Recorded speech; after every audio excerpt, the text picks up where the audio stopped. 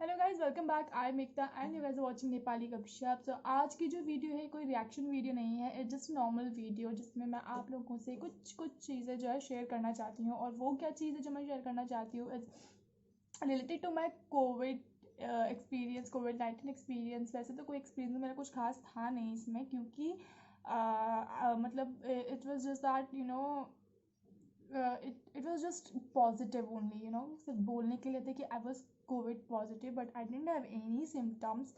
That means I was asymptomatic, कोई symptoms नहीं था मुझे, ना कोई फीवर, ना कोल्ड कफ, ना कोई loss of smell of taste, कुछ ऐसा नहीं था। No body ache, no runny nose, nothing at all.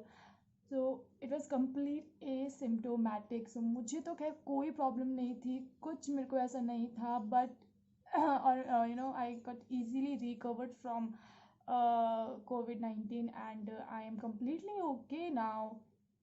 But मुझे कहाँ से हुआ और कैसे हुआ ये मैं आपको बताती हूँ। मुझे हुआ, मेरे ख्याल से मुझे तो हुआ मेरी सिस्टर से, मेरी बहन से, छोटी जो मेरी बहन है उससे हुआ। क्यों? कि पहले उसको हुआ था, उसको सिम्टम्स आए थे, उसको सिम्टम्स थे, उसको क्या सिम्टम्स थे, उसको था फीवर, उसको था कफ।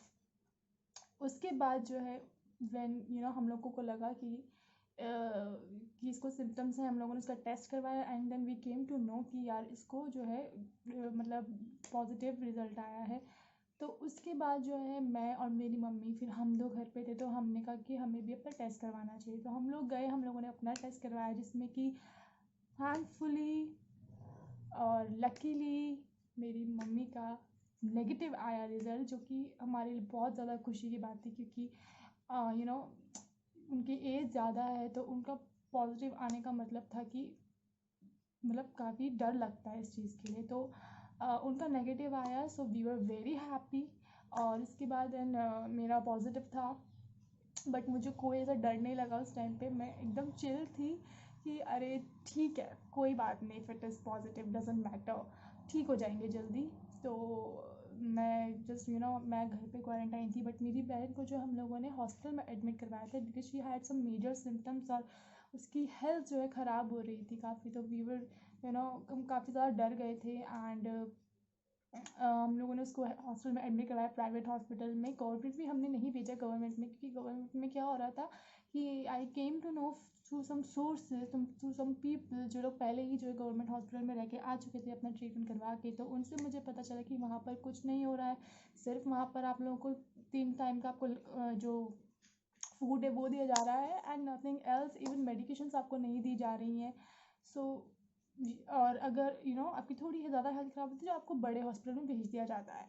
सो वहाँ जाकर, वहाँ भेज कर ट्रेस लेने से अच्छा था कि हम उसको प्राइवेट में भेजें, क्योंकि उसकी हेल्थ जो है ख़राब हो रही थी। अब क्या हेल्थ ख़राब हो रही थी कि उसको फ़ीवर था, उसको कफ था, उसको कफ बहुत ज़्यादा था, इतना कफ था कि उससे खाना तक नहीं खाया जा रहा था, उसको सांस लेने में दिक्कत होने लग रही थी। तो इसलिए हम लोगों ने उसको हॉस्पिटल रेफ़र किया, हॉस्पिटल में उसको भेजा प्राइवेट में। तो ये हुआ। उसके बाद मेरा पॉजिटिव था, बट मुझे क्योंकि सिम्टम्स नहीं थे, मुझे कोई प्रॉब्लम नहीं थी, बट स्टिल मुझे कॉल्स आई थी गवर्नमेंट हॉस्पिटल से कि आपको जो है हम लोग एम्बुलेंस वगैरह भेज रहे हैं, आपको हम लेकर जाएंगे Covid centre, government Covid centre जो खुले हुए हैं हम वहाँ लेकर जाएंगे, आपको वहाँ पर रखेंगे, आप वहाँ पर आइसोलेट होना। और काफ़ी ज़्यादा मेरे को फोर्स किया गया कि आप वहाँ जाओ जाओ जाओ, बट देन मैंने जो है इस चीज़ को डिनाई किया। और खैर उनकी तरफ से फ़ोर्स इसलिए था क्योंकि हमारे घर में जो है वॉशरूम जो था वो सिर्फ एक था। तो जिस जो कि क्योंकि घर में मेरे यहाँ पे मेरी मम्मी भी रह रही थी, तो इसीलिए उनकी तरफ से ये था कि गवर्नमेंट की गाइडलाइन है कि अगर आप घर में सिर्फ एक ही वॉशरूम है और आपके घर में एक पॉजिटिव है, एक नेगेटिव पर्सन रह रहा है, तो आपको जो है कोविड सेंटर जाना ही जाना पड़ेगा, क्योंकि जो नेगेटिव बंदा है उसके लिए रिस्क है। और ये सही बात थी।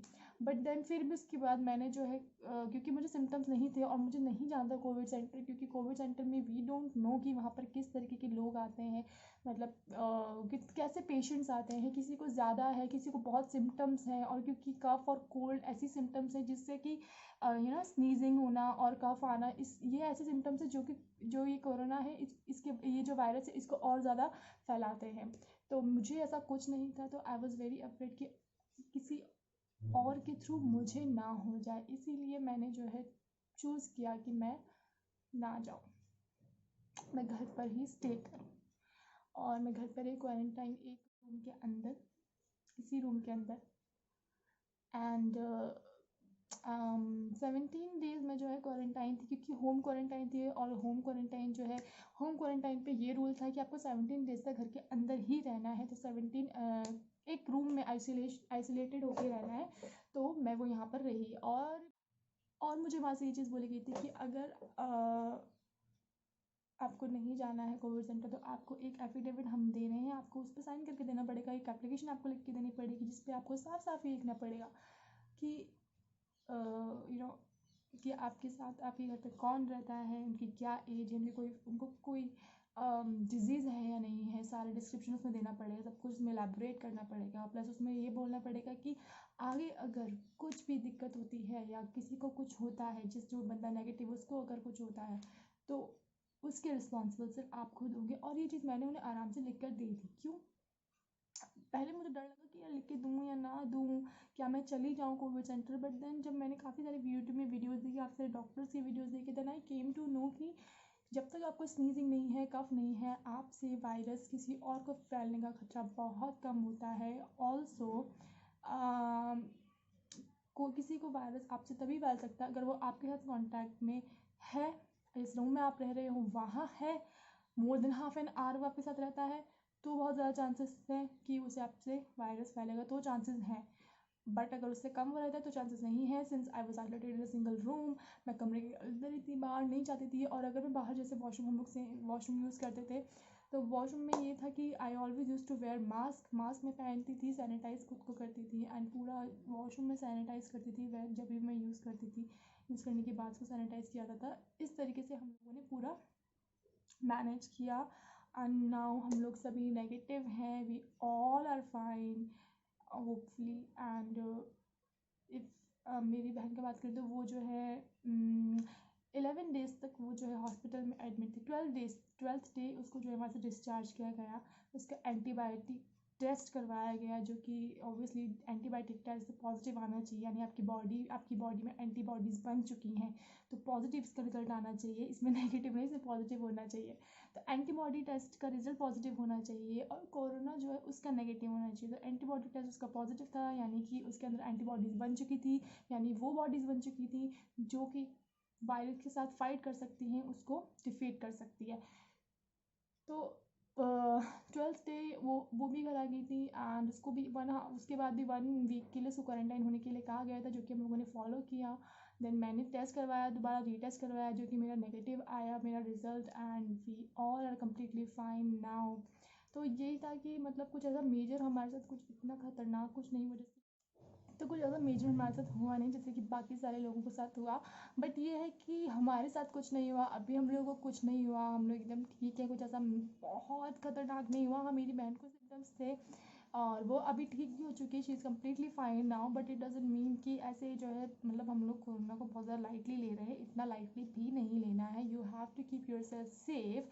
बट ये है कि कहीं से भी हो जा रहा है कि हम लोग को नहीं पता चल रहा है। जैसे मैं तो खैर मैं ऑफिस जाया करती, मेरी बहन को कैसे हुआ कोरोना, मेरी बहन को कोरोना हुआ कि वो जो है जाती थी हॉस्पिटल, वहाँ पर वो कर रही थी इंटर्नशिप कर रही थी। तो इंटर्नशिप हॉस्पिटल में बहुत सारे पेशेंट्स आते हैं, तो कुछ पता ही नहीं चलता। Since it was a private hospital, small clinic type, कुछ मतलब क्लिनिक तो नहीं था तो हॉस्पिटल ही, बट कोई बड़ा हॉस्पिटल नहीं था, एक छोटा हॉस्पिटल था।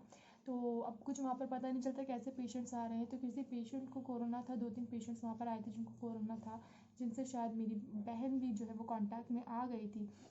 उसने उनका बीपी वगैरह लिया था, कुछ रिपोर्ट्स वगैरह उसकी देखी थी, तो जिससे कि उसे वहाँ से हो गया। क्या किया था उसने, आई थिंक बीपी भी उसने नहीं लिया था, उसने सिर्फ उस पेशेंट ने उस रिपोर्ट को टच किया, अपनी रिपोर्ट का, फिर उसी सेम रिपोर्ट को मेरी सिस्टर ने टच किया, वहीं से जो है वो स्प्रेड हो गया। तो कैन सी कि इतनी छोटी छोटी चीज़ से जो ये स्प्रेड हो गया। सो हम लोगों को खुद को बहुत ज़रूरी कि हम लोग को खुद को कैसे सेफ रखना है। बट ये है, एक और चीज़ ये है कि इट्स अ डिज़ीज़ जो मतलब अगर आपको शुरू में हो रही है तो पहले 1 वीक में चांसेस हैं, जब आप पॉजिटिव होते फर्स्ट जो पहला आपका वीक है उसमें बहुत चांसेस है कि आपसे किसी और को स्प्रेड होगा। बट एक हफ्ते के बाद जो कोरोना आपके शरीर में जो वायरस है वो वायरस है जो किसी और को स्प्रेड नहीं होगा, जो किसी और पे नहीं फैलेगा 1 वीक के बाद। तभी वो वायरस जो है आपकी बॉडी में है, बट वो किसी और को नहीं फैलेगा। दूसरी चीज़, वो थोड़े दिन में वो ख़त्म होने लगेगा।